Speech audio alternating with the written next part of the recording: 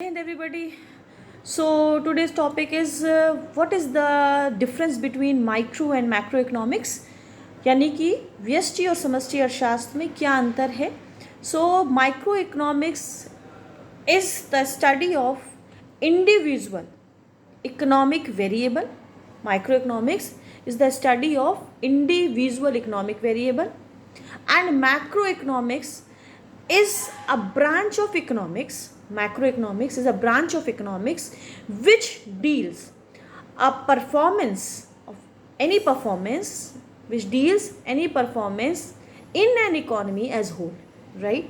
तो micro economics और macro economics में क्या अंतर है. माइक्रो इकोनॉमिक्स जहाँ व्यक्तिगत आर्थिक पैरामीटर्स का अध्ययन करता है, वहीं जो व्यष्टि समष्टि अर्थशास्त्र है वो इकॉनमी को एज अ होल लेके चलता है, एक समग्र वे में लेके चलता है, राइट. अब जो माइक्रो इकोनॉमिक्स है it's known as a price theory, right, price analysis, क्योंकि इसमें सब प्राइसिंग करते हैं, राइट. और जो मैक्रो इकोनॉमिक्स है that will deal with that is known as a income and employment analysis. ठीक है. तो this is the basic difference between micro and macroeconomics. If anybody will ask you, then you have to give the right answer that microeconomic study of individual economic parameter, as well as apart from that macroeconomics is the study of any economic performance as a whole in any economy. Okay.